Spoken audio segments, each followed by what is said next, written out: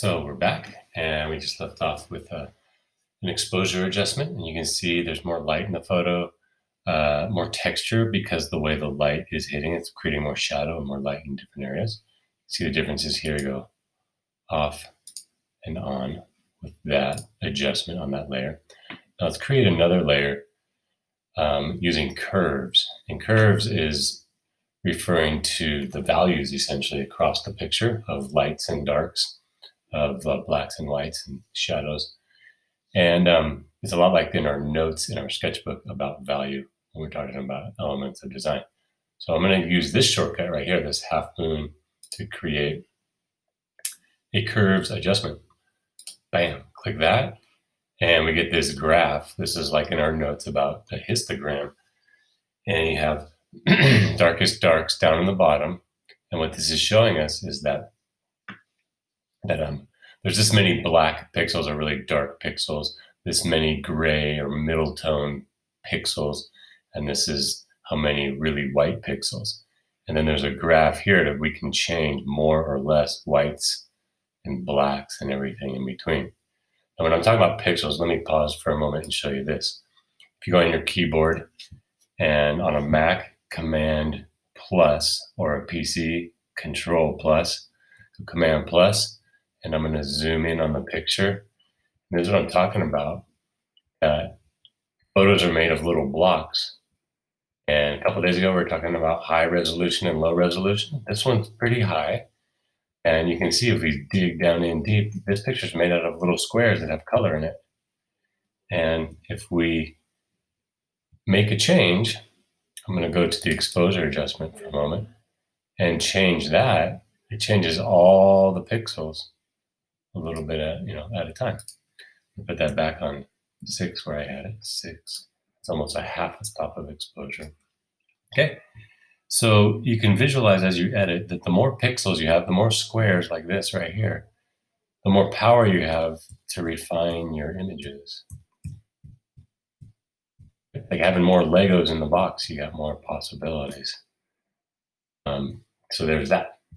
All right, so let's go back to the curves. Notice I went back to the exposure layer. I have to go up to the curves layer and click it. Then I can work on it. I can double click this little box. These are the properties, or I can click here on the where it says Pro. That means properties too. So I'll demonstrate. Double click that. Now watch. If I want to change the darkest pixels and make them lighter, I can grab this pin at the bottom and move it up. And you look on the picture, everything's getting a little lighter, whiter, grayer because it's not blacks in there to give it contrast. I'm going to put it back down in the corner. Pow.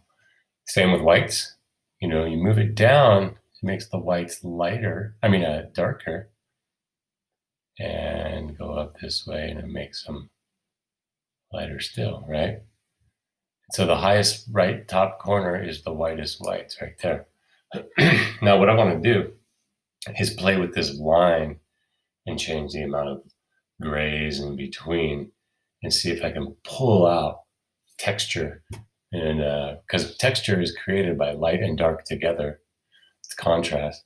So I'm going to grab right here on this line, and this would be right around where all your highlights are, like the lightest grays turning into white areas, the lightest colors, but not quite white. Now watch, I can make the whole picture a bit lighter, but especially focusing on those tones that are what we call highlights or really light midtones, right? In that side of it. So I'm going to pull it up a little bit, make them lighter.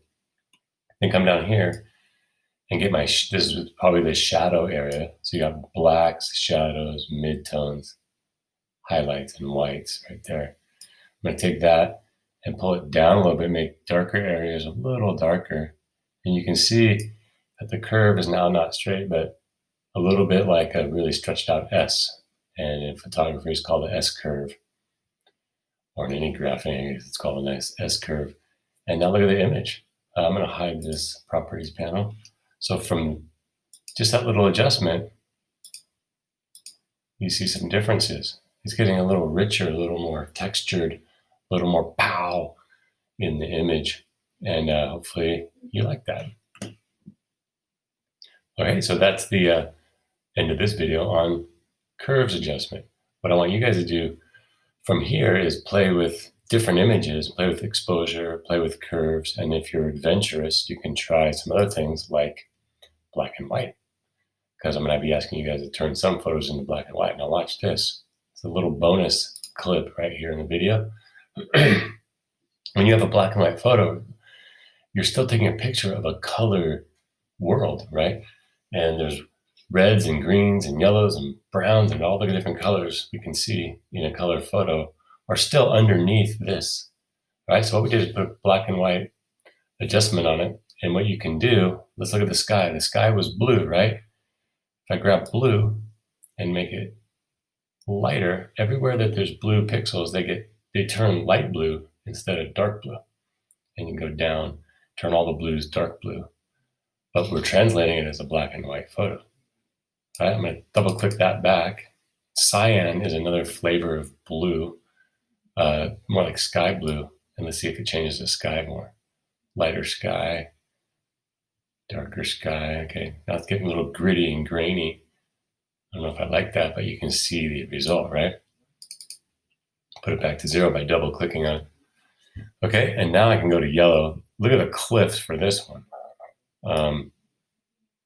Moving down, the cliffs really change quite a bit. You can make them super bright, almost ridiculous, and blown out. Blown out means when it's so light you can't see details anymore. Okay, so I'm going to bring it back down a little bit. All right, now the browns here, maybe they're related to purple. Let's see. Or magenta is the word. Okay, that didn't really change much. I'm going to leave that one alone. Let's try red. Ooh, a lot of red in the cliffs. Because brown is related to orange, and has red in it. Anyway, can really pull out texture that way. So trying these sliders and making your own kind of recipe. Ooh, that's too much. Making your own recipe for the photo, making your own recipe of black and white can really improve your photos. Okay, I made my red a little too light. Can't see any details anymore. There we go. All right, I'm going to hide this. So there's a version of a black and white. If we turn that off, look what it did to the color photo. It's still a pretty powerful color, but I don't know. You're the decider because you're the artist, right? Okay, there you go. I'm done now. Have fun playing around.